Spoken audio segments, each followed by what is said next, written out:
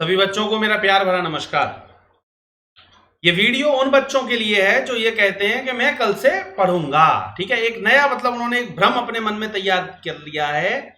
और मैं तो ये कहूंगा भ्रम नहीं, कि कुछ चीजों का टूट जाना ही अच्छा होता है, कुछ चीजों का टूट जाना ही अच्छा होता है। जैसे कि तुम्हारा ये भ्रम कि कल से पढ़ाई करूंगा। जी हाँ, इस भ्रम का टूटना बहुत जरूरी है। ये वीडियो खासकर उन बच्चों के लिए, उन कैंडिडेट्स के लिए है जिन्होंने मन को अपने को एक शांति दे रखी है, मन को अपने समझा रखा है, सुकून दे रखा है कि हाँ भैया कल से हम पढ़ाई शुरुआत करेंगे।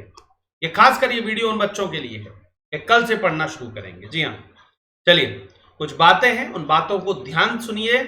और इस बातों को सिर्फ सुनना नहीं है कि यहां सुना यहीं कहीं झाड़ दिया, नहीं, इन बातों को सुनना है और इन बातों पर अमल करना है। जी हाँ, सबसे बड़ी बात है इन पर अमल करना, इनके ऊपर चलना। ये मोटिवेशनल वीडियो कितने भी देखते रहिए उनसे फर्क नहीं पड़ता है। इनको आप कितना अपनी जिंदगी के अंदर लेकर के आ रहे हैं, कितना इससे अपनी जिंदगी में आप बदलाव ला रहे हैं, फर्क इस बात से पड़ता है। जी हाँ, सिर्फ देख लेने से कुछ भी नहीं होता। क्लास में आए आप, देख करके और चले जाएं। एक भी क्वेश्चन अगर आप नहीं सॉल्व कर रहे हैं तो क्या फायदा है उस क्लास का? सीधी बात है, कोई कथा थोड़ी नहीं चल रही है जो सुनी बैठ करके और उसके बाद चलते बने। नहीं, करना है और काम करना है। समझिए जरा बातों को कि क्या बातें बोली गई है, बहुत ही जरूरी बात है। इन हालातों में, जो हालात इस वक्त चल रहे हैं, जो पैनाडेमिक इस वक्त सिचुएशन चल रही है, इन हालातों में हम सभी फ्यूचर को लेकर के काफी अनिश्चित महसूस कर रहे हैं, काफी ज्यादा। कभी एग्जाम नहीं हो रहे हैं, कुछ नहीं हो रहा है, उस वजह से बड़े परेशान हैं। यह कहना गलत होगा कि किसी को भी नहीं पता कि आने वाले दिनों में क्या होने वाला है। कई छात्र जो प्रतियोगिता परीक्षा में तैयारी कर रहे हैं उन्हें नहीं पता कि उनकी परीक्षा कब होगी।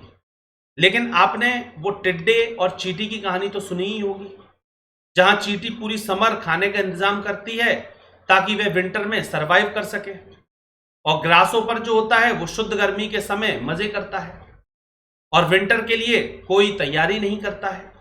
अंत में वह टिड्डा दाने दाने के लिए मोहताज बन जाता है। जी हाँ, तो इस पाठ से क्या शिक्षा मिल रही है? इस पाठ से यही शिक्षा मिल रही है कि इस बात का इंतजार ना करें कि ठीक है डेट आएगी तब तैयारियों में लगेंगे। ना भाई, डेट कभी भी अनाउंस हो जाएगी, कोई भरोसा नहीं है, और अपनी गलती पर पछताता रहता है वो। तो छात्रों, सर्दियां आ रही हैं, परीक्षा स्थगित हुई हैं, रद्द नहीं। ये स्कूल या कॉलेज नहीं है जहां एक हफ्ते पहले पढ़ाई करने से चल जाएगा काम। यह प्रोफेशनल पाठ्यक्रम है। आपको अपने सिलेबस को पूरा करने के लिए काफी समय चाहिए, और यह समय आपके लिए किसी सुनहरे मौके से कम नहीं है। कंसीडरिंग कि आपको आपकी तैयारी के लिए इतना समय मिला, तो प्रतिस्पर्धा बहुत ऊपर होने वाली है। भाई सीधी सी बात है, अगर आपको टाइम मिला है तो ऐसे ही सब बच्चों को टाइम मिला है, तो सीधी सी बात है कंपटीशन लेवल बढ़ने वाला है और शायद पेपर भी बहुत मुश्किल होने वाला है। जिन लोगों की तैयारी तगड़ी होगी वे परीक्षा में अच्छा कर पाएंगे। इस लॉकडाउन का पूरे तरीके से फायदा उठाने के लिए आपको एक मजबूत व्यवस्था की जरूरत है, यानी कि प्रोडक्टिव होने की जरूरत है।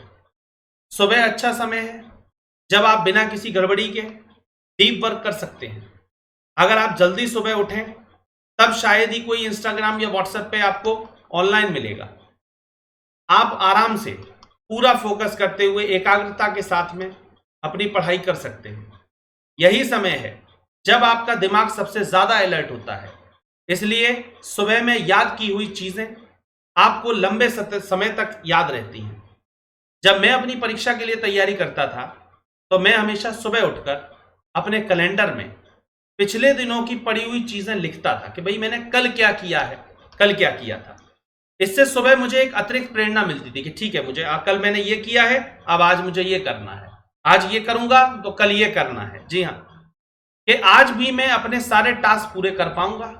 महीने के अंत तक मेरे कैलेंडर में मेरी पूरी प्रगति रिफ्लेक्ट होती थी, जिससे मैं 3 चीजें ट्रैक कर सकता था। मेरी तैयारी कितनी फास्ट या धीमी है, पहली चीज। कौन सा विषय सबसे ज्यादा समय ले रहा है, दूसरी चीज। मैंने 1 महीने में कितना कुछ पूरा किया है। अक्सर हम परीक्षा की तैयारी करते वक्त खुद को सराहना भूल जाते हैं कि हमने कितना सारा सिलेबस कंप्लीट किया है, क्योंकि हम आपसे ज्यादा फोकस करते हैं कि दूसरों ने कितना पढ़ लिया, हम इस पर ज्यादा फोकस करते हैं, हकीकत बात है। और हम अभी भी कितना भी पीछे हैं, लेकिन अगर आप अपने प्रगति को ट्रैक करें तब आपको एक एहसास होगा कि आपने कितने कंसिस्टेंट हो, और वो आपको आगे भी और अच्छा करने के लिए प्रेरित करेगा। जब भी आप अपनी पढ़ाई शुरू करो, फिर उस दिन के लिए कुछ लक्ष्य रखो। एम डिसाइड करना बहुत जरूरी है।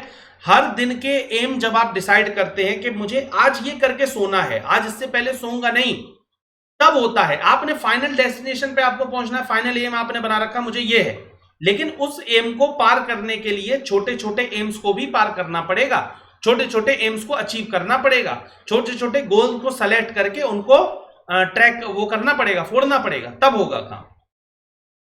कि आज मुझे यहां के विषय कवर करने हैं, इससे कुछ दबाव बनेगा, और अगर आप 100% नहीं, उसका 70% नहीं, या कम से कम 50% तो समाप्त करोगे। 100 का टारगेट रखोगे, मैं कह रहा हूं 70 नहीं होगा, 50 तो होगा एटलीस्ट, फिर भी कुछ ना कुछ करने से बेहतर ही होगा। और एक और चीज जो आप यहां कर सकते हैं कि आप अपने रोज का लक्ष्य अपने मम्मी पापा भाई बहन को बताएं, उनसे शेयर करें कि आज मुझे ये करना है। तो पहले सुबह टेक्स्ट कर सकते हैं, उनको टेक्स्ट कर दीजिए या बता दीजिए। इससे दो चीजें होंगी। इससे फायदा क्या मिलेगा? जब आप उन्हें अपना वर्ड दोगे कि भाई मैंने ये कमिटमेंट किया है, मैं इतना आज मुझे काम करके सोना है, या इतना मैं करूंगा, कि आज का मेरा ये टास्क है, तो वह एक प्रतिबद्धता बनाएगा। सबसे बड़ी बात है कि आपको ये रखेगा कि नहीं, मैंने इतना वायदा किया, मुझे आज इतना काम करना है, और फिर आप उसे पूरा करने के लिए एक ईमानदार प्रयास दोगे। यह इस बात का भी एक ट्रैक होगा कि जिस वक्त आपने यह संदेश भेजा है उसी वक्त से आपकी पढ़ाई शुरू हुई है, जो अब आप भी ट्रैक कर सकते हैं कि आप कितने बजे से पढ़ना शुरू कर रहे हैं। जो छात्र सिर्फ कड़ी मेहनत करते हैं वह अक्सर पीछे रह जाते हैं, समझिए। मैंने हमेशा कहा है, गधा मत बनिए, घोड़ा बनने की कोशिश करें। गधे से ज्यादा मेहनत कोई करता है? कोई भी आप जानवर उठा के देख लीजिए, सबसे ज्यादा मेहनती गधा होता है। पूरे दिन बेचारा बोझा ढोता है इधर से उधर, लेकिन क्या उसको स्मार्ट वर्क करना आता है? नहीं, उसे स्मार्ट वर्क करना नहीं आता है। घोड़ा वहीं पे उससे क्यों अच्छा है? क्यों? क्योंकि उसे स्मार्ट वर्क करना आता है, समझ रहे हैं? क्योंकि टॉपर बनने के लिए आपको स्मार्ट वर्क करना पड़ता है। हम सब जानते हैं कि आपके सिलेबस का कम से कम कुछ पोर्शन ऐसा होता है जो परीक्षा में बार बार पूछा जाता है, ये हकीकत बात है। जो उन विषयों पर ज्यादा फोकस करो, क्योंकि उससे आपके पास सबसे स्कोरिंग टॉपिक्स कवर हो जाएंगे। जी हाँ, ये विषय आप पिछले साल के प्रश्न पत्र से पता लगा सकते हैं। प्रसिद्ध पैरेटो रूल भी यही कहता है। पैरेटो रूल क्या है? कि सिर्फ 20% इनपुट से 80% आउटपुट हासिल किया जा सकता है। आपके केस में इसका मतलब है कि आप कम से कम प्रयास में ज्यादा से ज्यादा मार्क ला सकते हैं, और अंतिम लेकिन कम नहीं। और इस समय को नोट्स बनाने के लिए उपयोग कर सकते हैं। नोट्स बनाइए। कई छात्र नोट्स बनाते वक्त पूरी किताब को अपनी नोटबुक में कॉपी पेस्ट कर देते हैं। बिल्कुल हकीकत बताते हैं, पूरी किताब को लेंगे, उधर पेस्ट मार देंगे। कॉपी पेस्ट नहीं करना, आपको इंपॉर्टेंट पॉइंट सेलेक्ट करने, क्या क्या इंपॉर्टेंट चीजें हैं, एग्जाम के हिसाब से क्या क्या चीजें आ सकती हैं, वो पॉइंट्स लिखने हैं आपको उसमें। जी हाँ, जो कि बिल्कुल गलत तरीका है, बिल्कुल सही बात है।